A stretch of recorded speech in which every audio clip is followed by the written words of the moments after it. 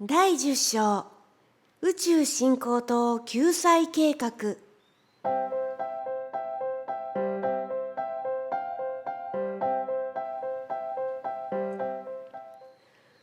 野原のくぼみに小さな美しい円形劇場があり、そこで奇妙な容姿をした人々が観客を前に何かショーを演じていた。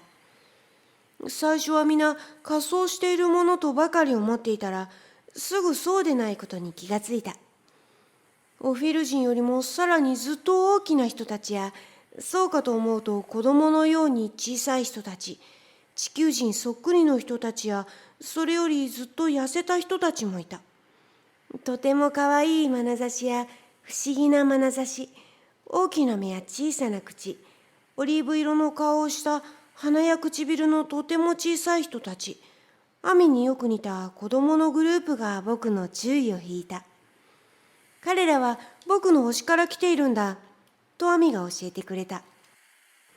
それぞれの惑星から5人ずつ手を取り合って陽気な輪を作り、きれいなメロディーに合わせて踊っていた。金色のボールがゆっくりと落ちてくると、下にいる人がそれを上に突き上げ、残りの4人と共に輪の中に入って小さな輪を作り、新しいメロディーを奏でて別の踊りを踊っていた。その2つのメロディーがうまく調和していた。その間、外の大きな輪の人は最初の音楽に合わせてゆっくりと踊り続けていた。ボールが別のグループのところに行くと、前のグループは大きな輪に戻り、新しいグループがまた同じように中央に輪を作って別のリズムで踊っている。それぞれのグループが中で踊り終えるごとに観客は大喝采をしていた。もちろんみんな違った星から来ているんだろう？それぞれのグループが自分の星の踊りを披露してるんだ。観客はオフィル人だけでなく、さまざまな世界の人々がいた。円形劇場の周囲はたくさんの旗で飾られていて、いろいろなタイプの円盤が劇場の外の指定されたところに置かれてある。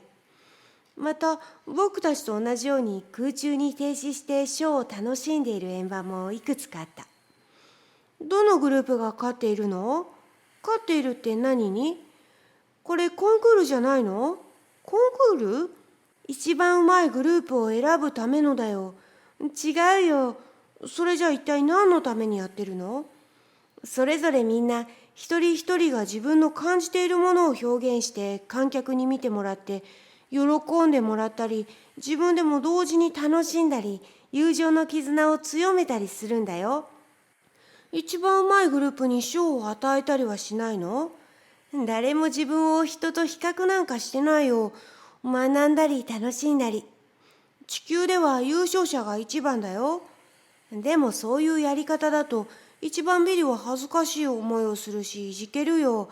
反対に受賞者にはエゴが広がるし、とアミが笑って言った。でも大変だけど、勝ちたいと思ったらそれなりに努力しなくちゃならない。また人に勝つ。人より上に抜き出るという考えだね。それは競争だし、エゴイズムだし、そして最後には分裂だよ。そうじゃなくて、ただ自分自身と競争して自分自身に打ち勝つべきなんだよ。他人と競争するんじゃなくてね。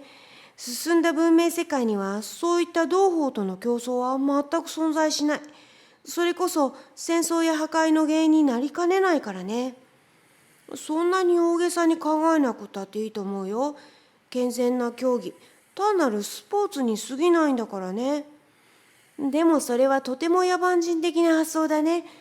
だって実際にもう地球のサッカー場では、その試合が元で殴り合いはもちろんのこと、殺し合いに至るような醜い争いが何度も起こってる。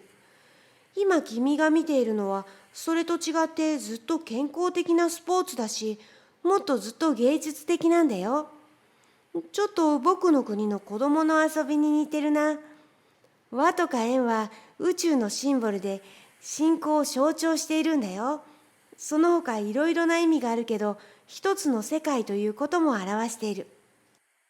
アミ、君の胸の円はどういう意味があるの？これは地球人の言葉で言えば、人類とか人間性とかを表しているんだ。その翼のついたハートは？これは崇高で自由でとらわれのない愛を表している。うわあ、人類が愛によって結ばれると感動して叫んだ。君は天才だよとアミは喜んで僕に言った。ショーを見ている間、アミは僕にいろいろと説明してくれた。一つ一つの動作がそれぞれ意味を持っていて言語の役目もしているんだ。なんて綺麗なんだろう。おばあちゃんに見せてあげたいな。おばあちゃんはなんて言うだろう。ところでアミ、今地球は何時頃？君のおばあちゃんが起きるまでにはまだ4時間あるよ。ここからでもおばあちゃんの様子見ることができる？できるよ。地球の軌道を回っている我々の衛星と連結してね。計器板のボタンを操作すると、スクリーンに地球がとても高い角度から現れた。そしてすぐおばあちゃんの眠っているところが映った。うわー、なんてすごいんだ。宇宙のすべてを見ることができるの？あまりびっくりして誇張しすぎないでね。君は宇宙の広さを知らないようだね。よく知らない。我々は最も近くにある数百万の銀河系を知ってるけど、それ以上はただ遠くから眺めるだけで、その向こう側に一体何があるのか全くわからない。でもこのスクリーンのおかげで退屈することはない。だって数百万の銀河系がわかればそれで十分じゃない？と笑って言った。その上、あらゆる世界の過去にも波長を合わせることができる。過去にだって？でもどうしてそんなことが可能なの？簡単なことだよ。皆いろいろな方法で保管してあるんだ。すべて分かっていて謎のままであるものは一つもないんだよ。今その中の一つの方法を教えてあげるよ。見てごらん。あそこに金色の気球が浮いてるね。そう、あの気球が太陽の光を受けると、その反射した光は君の目に届く。また別の方向に向かった光、例えば上の方に反射した光は無限の宇宙に向かって進む。その光のどの点でもいいからキャッチするんだ。そしてそれを増幅すれば、未来の時点で今君が見ているのと同じものを過去のものとして見ることができるんだよ。すごすぎて信じられないな。もう少し先になったら本当のナポレオンやシーザーやキリストを見せてあげるよ。本当？それに君の何年か前の姿もね。でも今はもう少しオフィルを観察してみよう。円盤は円形劇場を後にして上昇した。輝いた円盤がこちらに接近した時に僕たちに光のサインを送ってきた。アミもいたずらっぽく笑いながらサインを返した。誰？あの人。君の友達？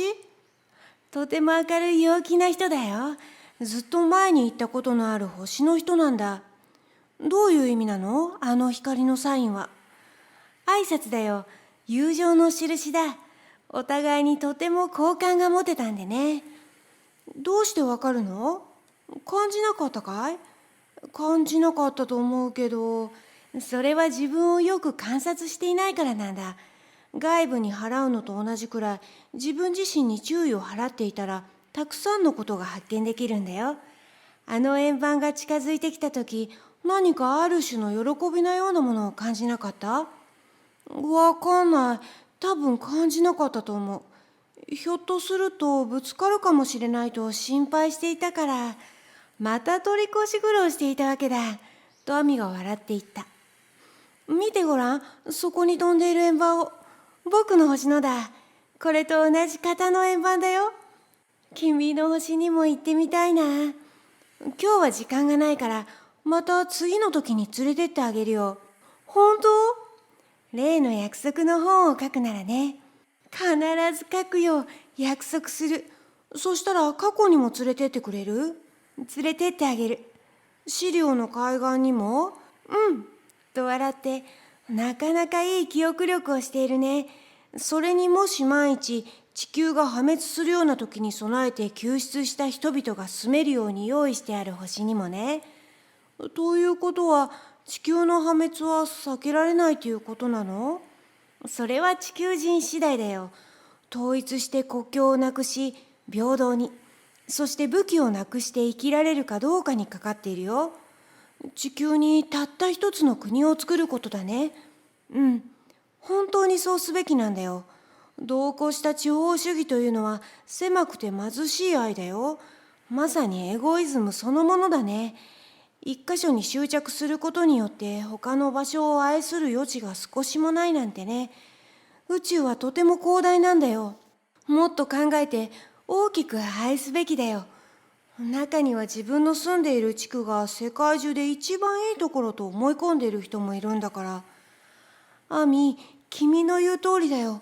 国境をなくしてみんなで仲良く暮らすべきだ。ただ、大気圏だけが僕たちの国境だ。と僕は感動して叫んだ。それさえ必要ないよ。宇宙は自由なところだし、愛は自由だ。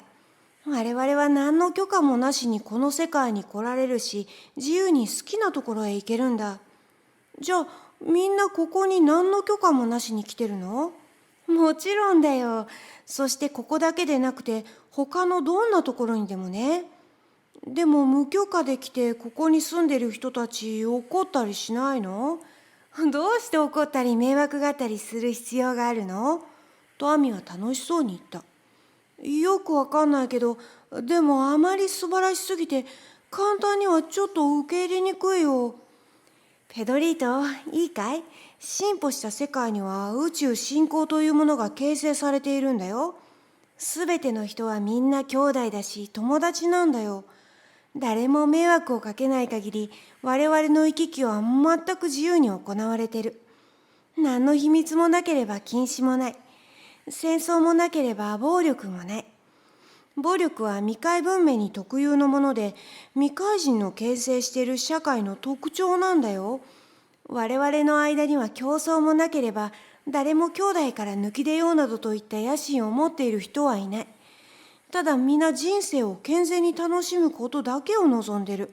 そして人々を愛しているから、我々の最大の幸福は人に奉仕し援助すること。そして人の役に立っていると感じられることによって得られるんだ。みんな平和に対するはっきりとした認識を持っていて、創造者を愛し、命を与えてくれたことに感謝し、それを十分に満喫する。人生とは我々にとって、科学がどんなに発達しようと、とても単純なものなんだよ。もし地球の人が生き延びてエゴイズムや人間不信を克服できた時にはすぐにでも宇宙信仰の仲間に入れてあげることができる。もしそれが実現すれば人生は今までのように生き延びるための過酷で厳しい生存競争から解放され、すべての人に幸福な生活が訪れ始めるよ。その時には我々は地球が平和で不正のない連合した世界になるために必要なものをすべて与えよう。アミ、とても美しくて素晴らしいことだね。だって本当のことだからね。真実だけが美しいんだよ。地球に帰ったら一冊の本を書きなさい。それが一つの声となり、一粒の砂となり、第一歩となるためにね。僕が言ったらみんなきっと僕を信じて武器を捨てて平和に暮らすようになるよと確信を持って言った。アミは僕の髪を撫でながら笑った。でも今度は少しも嫌じゃなかった。だってアミは僕のような単なる子供ではないことがもうはっきりしていたから。ペドリート、君は本当に無邪気なんだね。地球じゃ現に今でもどこかで戦争をやってるんだ。それも残酷の限りを尽くしてね。全く深く眠ってる。とても深刻でいかめしく、本当に重症だね。でも宇宙の真実はそんなもんじゃないんだ。もっとずっと美しいものなんだよ。野に咲いている花が厳しいかい？とても可憐だよ。もし国を支配している人たちや軍隊が花の創造者だとしたら、きっと花びらの代わりに弾丸を、茎の代わりに非人道的で横暴な法を置くだろうよ。じゃあ誰も僕のことを信じないの？子供たちと子供のような心を持った人たちは信じるよ。でも大抵の大人は恐ろしいことだけが真実と思ってる。物欲ばかりに目がいて武器を崇拝したり、美しいものや真実などには全く興味がない。闇を光と思ってる。人生の価値を完全に取り違えているんだ。これらの人々は君が書く本には全然興味を持たないよ。でも子供たちは別だ。真実は美しくて平和だっていうことを知ってるからね。彼らが君を通して伝えた我々のメッセージを普及させることに貢献するだろう。我々は決められた枠の中で人類のために援助をする。地球の人たちは今、自分自身で努力しなければならない時を迎えているんだよ。じゃあ、もし地球の人たちが僕の言うことを全く取り合わなかったとしたら、地球は自滅してしまうの？数千年前にしたのと同じことをしなければならなくなるかもね。優れた度数の人だけを救出するの？その通りだ、ペドリート。ところでアミ、僕700度ある？とまた新たに聞き出そうと試みた。平和のために何か貢献している人は皆良いレベルに達してる。何かできるにもかかわらず何もしない人たちは本当に冷淡な人か共犯者なんだよ。愛が不足してる。良い水準に達していないんだ。じゃあ僕、家に着いたらすぐ本を書き始めるよ、アミ。と少し驚いていった。アミは僕を見て笑った。